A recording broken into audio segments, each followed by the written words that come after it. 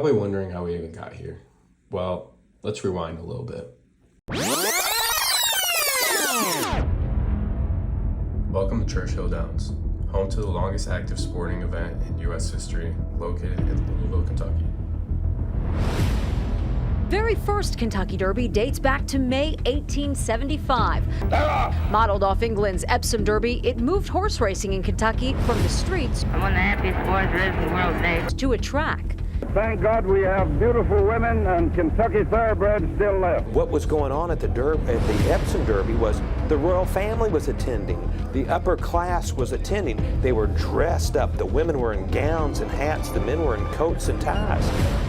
Meriwether Lewis Clark, grandson of William Clark, wanted to showcase a jockey club for wealthy racehorses to be showcased in the newly established Americas, Louisville being that place.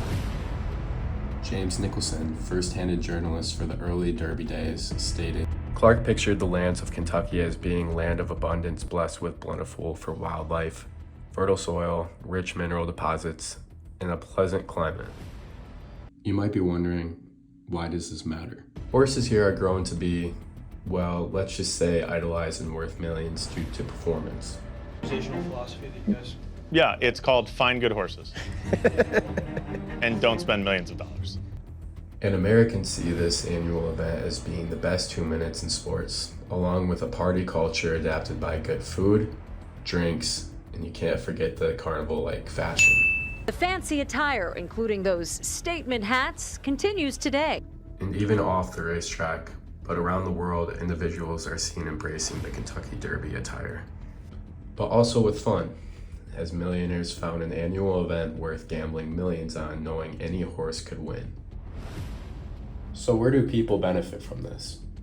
Let's break this down. According to Jamie Farkas, using data from the Kentucky Horse Racing Commission, the Derby in Churchill Downs generates $396 million in direct, indirect, induced spending, and approximately $47 million in local, state, and federal tax revenue at this year's Derby.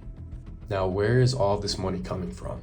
Well, within this $400 million sum, local businesses, restaurants, hotels, and transportation services are typically booked to capacity at this time. Noted, this is just a direct deposited money flowing around these places, impacting the growth of our economy, thanks to the tourists all around the globe. Additionally, what's the Kentucky Derby without placing some money down on horses to make the race even more significant? Betting on the Kentucky Derby has multiplied rapidly throughout the years. In 1981, the total bet on the race hit $11.4 million mark. 10 years later, the number had increased to $107.6 million.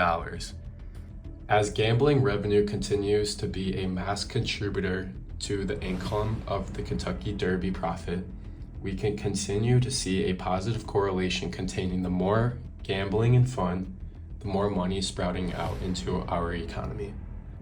And no, I'm not saying gambling equals success around us. Well, kind of, but you get the point. What I am proposing is go support local businesses, place a few bucks down on some horses, and lastly, don't be shy to experience the Run for the Roses race everyone is talking about.